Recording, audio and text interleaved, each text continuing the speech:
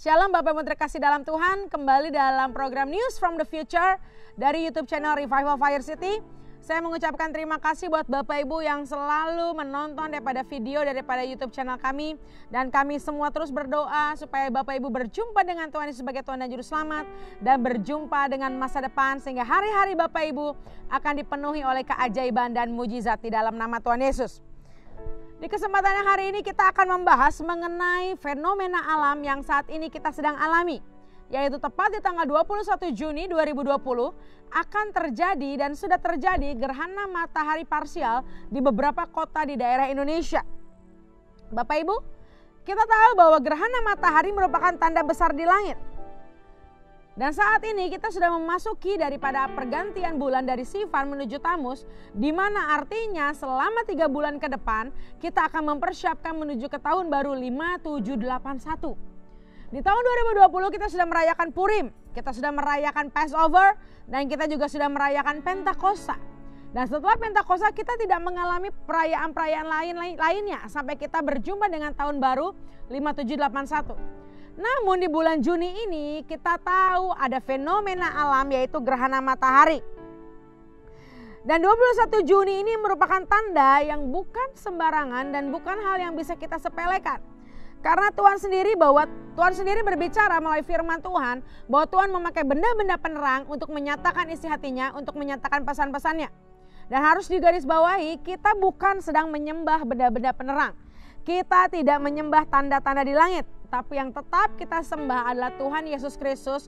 Tetapi melalui benda-benda di langit, benda-benda perang, Tuhan Yesus mau berbicara pribadi lepas pribadi buat setiap kita. Bapak Ibu dapat baca di Kejadian 1 ayat 14 bahwa Tuhan sendiri yang berkata bahwa benda penerang itu memiliki fungsi-fungsi tertentu yang kita harus pahami. Yang pertama, benda penerang adalah untuk memisahkan siang dan malam. Dan yang kedua, menjadi tanda di langit. Kalau kemarin kita sudah bahas mengenai supermoon atau bulan bersinar dengan penuh dengan terang, itu merupakan good sign, tanda yang bagus. Tetapi ketika bulan atau matahari menjadi gelap, itu merupakan daripada bad sign atau kita kenal dengan nama omen, bad sinyal. Inilah tanda yang tidak baik dan tanda yang buruk. Sehingga ketika Tuhan sedang menciptakan benda-benda penerang dan ketika ada fenomena benda-benda penerang, kita harus aware dan kita harus memperhatikan apa yang Tuhan sedang bicara untuk umat-umatnya. Karena Tuhan akan menunjukkan agendanya, Tuhan akan menunjukkan rencananya melalui musim-musimnya, melalui waktu-waktunya, melalui benda-benda penerang. Sebagai umat Tuhan, sebagai anak-anak Tuhan, kita harus mengerti suara dan tanda-tanda di langit supaya kita mengerti peringatan-peringatan daripada Tuhan, supaya kita mengerti musim-musim ilahi daripada Tuhan atas setiap umat-umatnya. Kita harus tahu ketika kita sudah bilang omen atau bad sign atau kita bad sinyal atau tanda yang buruk, kita tahu bahwa menurut Talmud ketika cahaya menjadi gelap itu merupakan tanda buruk. Yang tadi saya sudah bilang ada gerhana bulan dan juga ada gerhana matahari. Gerhana bulan itu tanda buruk khusus untuk bangsa Israel atau bangsa Yahudi. Dan tanda buruk ini, gerhana bulan ini merupakan tanda bahaya supaya orang Israel berjaga-jaga. Tetapi gerhana matahari adalah tanda buruk bukan untuk bangsa Yahudi, bukan untuk bangsa Israel, tetapi untuk Gentiles, untuk bangsa-bangsa di luar Yahudi. Oleh karena itu kita semua berwaspada, kita berjaga-jaga, kita bersiap-siap karena ketika ada gerhana matahari parsial, kita mau sama-sama berdoa biar kehendak Tuhan saja yang jadi dalam nama Tuhan Yesus Kristus. Bapak Ibu mungkin sudah baca berita bahwa ada gerhana matahari parsial di beberapa kota. Ini merupakan peringatan akhir zaman Bapak Ibu. Ini peringatan akhir zaman untuk bangsa-bangsa.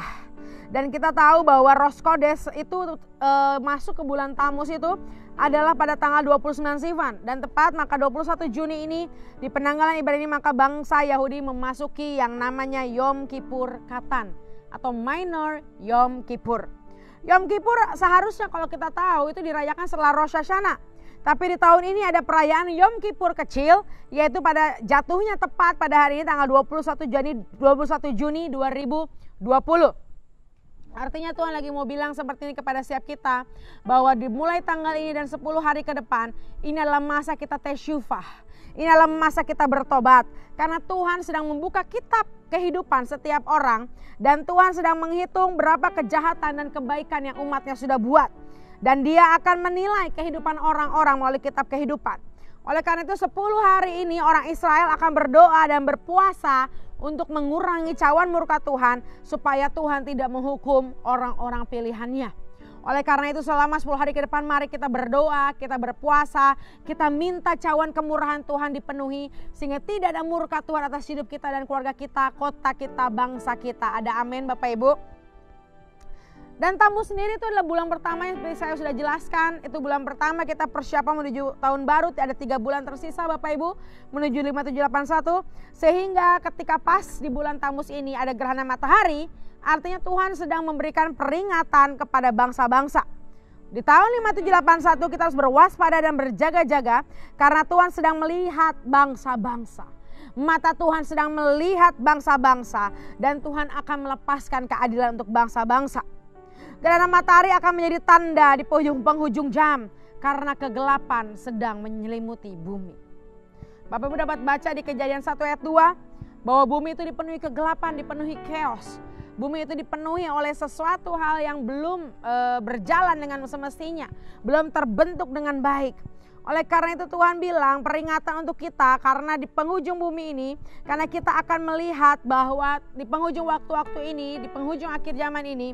Kita akan melihat akan banyak adanya pertama bencana alam.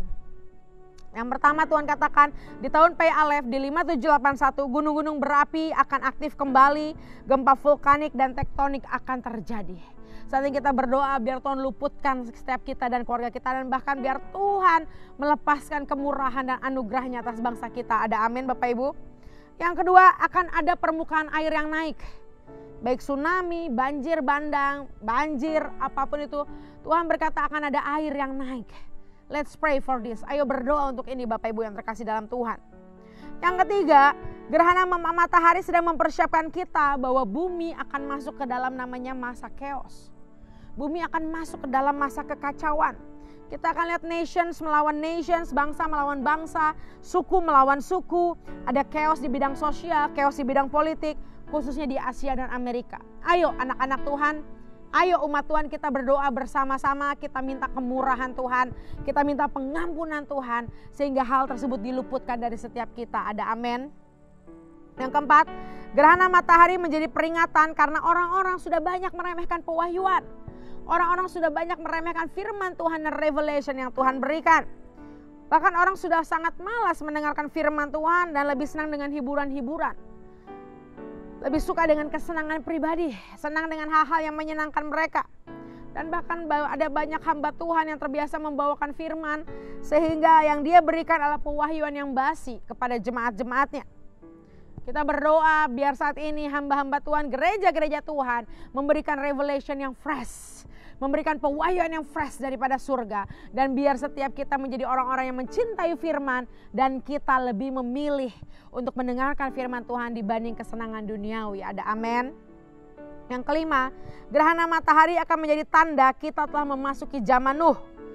Dan ketika kita masuk zaman Nuh itu akan ditandai dengan kebangkitan para Nefilim. Khususnya di 5781 kita akan lihat akan banyak Nefilim bangkit. Bapak bisa baca nanti di Kejadian 6 ayat 4. Apa itu Nefilim dan apa itu ciri-ciri Nefilim? Yang pertama, Nefilim adalah para raksasa yang bangkit atau dalam tanda kutip adalah manusia hybrid. Manusia hybrid itu bentuknya seperti manusia tapi ada bentuknya nggak normal. Ada bagian-bagian tubuhnya, bagian-bagian organnya nggak normal seperti reptile human. Seperti manusia reptil, itu akan bangkit Bapak Ibu. Yang kedua, ciri-ciri Nefilim adalah kalau Bapak Ibu baca di Kejadian itu adalah anak-anak Allah yang menghampiri anak-anak manusia. Anak-anak Allah itu ada pewahyuan yang sudah pernah disampaikan bahwa itu adalah keturunan Kain. Dan keturunan Kain ada yang memberi tafsiran bahwa itu adalah malaikat yang berwujud manusia atau demigod. Oleh karena itu akan hadir di bumi ini di era ini tanda bahwa ada orang-orang, ada malaikat jatuh, ada Nefilim yang akan bangkit atas dunia ini. So kita pray, berjaga-jaga, kita minta terus kemurahan dan belas kasihan Tuhan, pembelaan Tuhan atas setiap kita. Yang ketiga, Mesias palsu akan bangkit. Antichrist akan bangkit. Dan itu akan membuat tanda dan mujizat dan dia mengatasnamakan Tuhan. Kita minta tutup bungkus kuasa darah Yesus buat setiap kita dan keluarga kita, gereja kita, kota kita. Sehingga kita dan keluarga kita bukan menjadi orang-orang yang tergoda, bukan menjadi orang-orang yang tersesatkan, bukan menjadi orang-orang yang salah jalan dengan mempercayai Mesias-Mesias palsu. Ketika Mesias palsu itu ada dan hadir, kita minta Tuhan untuk memegang teguh hati kita. Biar kita mempunyai iman yang teguh kepada Tuhan Yesus Kristus. Yang keempat, ciri Nefilim adalah mereka adalah orang-orang yang perkasa. Mereka melakukan keajaiban dan dia gak seperti manusia pada umumnya. Mereka akan lakukan kuasa supernatural. Mereka akan bangun gedung tinggi dengan cepat, meramal dengan akurat, sembuhkan orang sakit, membuat air kering dan lain-lain. Tetapi kuasa tersebut berasal dari fallen angels. Kuasa tersebut dari kegelapan, dari malaikat jatuh. Dan tandanya akan ada viral di televisi, di media sosial, nabi-nabi palsu. Baik di YouTube, di televisi, dan bahkan voodoo, ilmu kegelapan akan disiarkan dan akan viral. Dan itu banyak menarik anak-anak muda. So kita pray, ayo kita berdoa buat media sosial, buat televisi, YouTube, apapun itu media sosial dipakai, biar itu dipakai untuk kemuliaan Tuhan. Biar saat ini generasi supernatural Tuhan Yesus yang bangkit. Sehingga tidak ada yang bisa menjangkau jiwa-jiwa anak muda selain daripada generasi yang kudus, yaitu generasi pada Tuhan Yesus Kristus. Yang kelima, ciri-ciri Nefilim adalah orang-orang kenamaan, terkenal. Mereka punya power, mereka akan menguasai entertainment, politik, dan orang-orang yang bersatu dengan organisasi rahasia Antichrist. Organisasi rahasia, mungkin Bapak Ibu sudah pernah mendengar mengenai organisasi rahasia about Antichrist.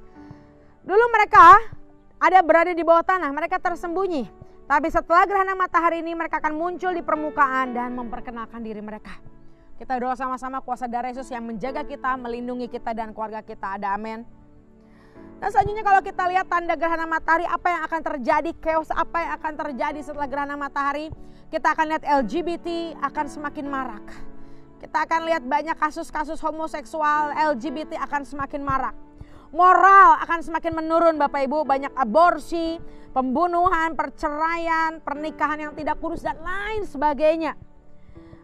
Dan selanjutnya tanda setelah ada gerhana matahari akan murahnya nyawa manusia. Akan muncul teknologi-teknologi baru yang mengerikan untuk menghilangkan nyawa manusia.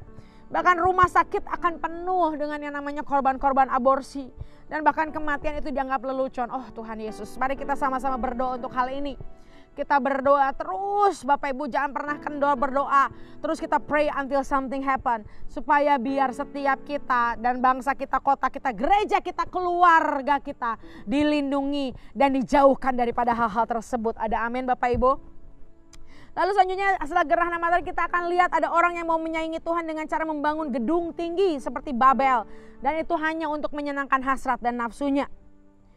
Dan banyak mata-mata orang-orang yang percaya Tuhan digelapkan dengan uang.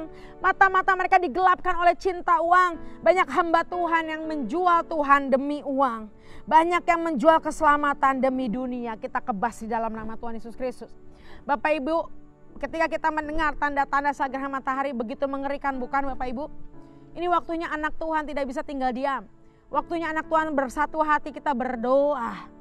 Kita minta kemenangan daripada Tuhan. Kita minta kuasa daripada Tuhan Yesus. Otoritas daripada Tuhan Yesus Kristus membuat kita menjadi saksi.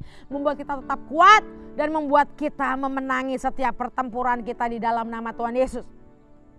Tapi kabar baiknya untuk setiap kita Bapak Ibu, ketika kita sudah mendengar begitu ciri-ciri yang mengerikan, kita mendengar tanda gelap yang mengerikan, ada kabar baik yang harus kita imani. Kita buka Bapak Ibu, ini kita akan baca Yesaya 60 ayat 2. Saya akan bacakan buat Bapak Ibu.